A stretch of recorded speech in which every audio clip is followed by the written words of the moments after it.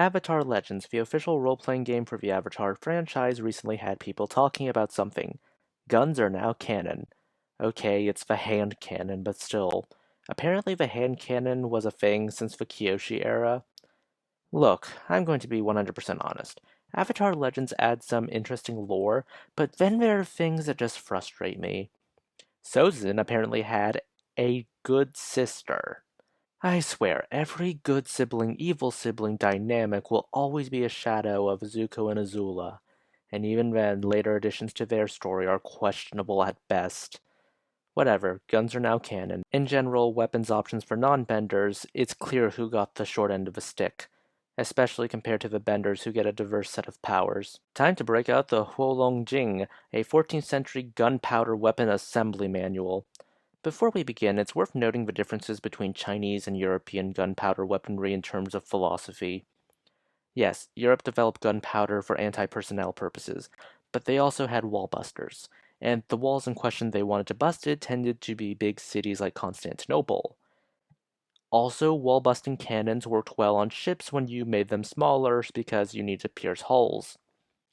Meanwhile, in China, the priority tended to shift towards anti-personnel and anti-ship. As you can probably guess from looking at the Great Wall of China, Chinese walls are thick and massive. They're built sloped with rammed earth cores and stones to prevent erosion.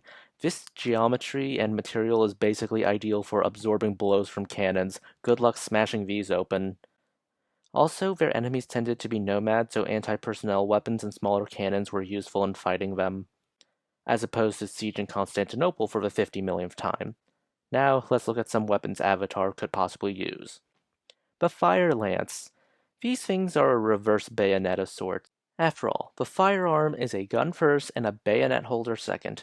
Bayonets aren't really a major source of casualties in combat, but they look scary, and that's what matters. Especially if you're an Imperial Japanese soldier or associated collaborator brutalizing a civilian population in the middle of China.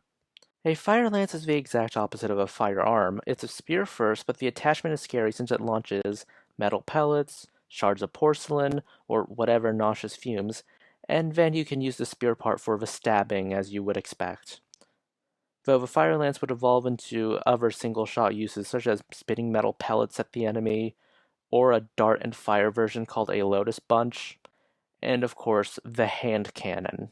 There's also the divine bone-dissolving fire oil bomb. Those of you who think those black dots on the picture are iron or lead pellets, congrats, because they totally are. Though conventional models did exist, not with the metal pellets. Our next ancient Chinese gunpowder weapon is the Divine Fire Arrow Shield, and it's a bit simple to explain. The arrows have gunpowder shafts with a fuse connected to them. Light them up and send the arrows flying. There's a handheld version of this.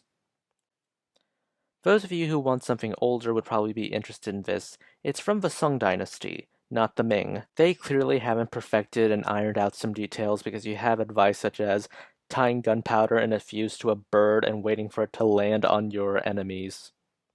Those of you who have heard of St. Olga of Kiev probably think this sounds familiar, where she did do a similar trick. Of course, conventional flamethrowers were invented by this time. And for our final weapon, actual muskets. Yeah, the Ming Dynasty had actual muskets. If you want to see more videos like this, consider liking, subscribing, and tipping me on Ko-fi.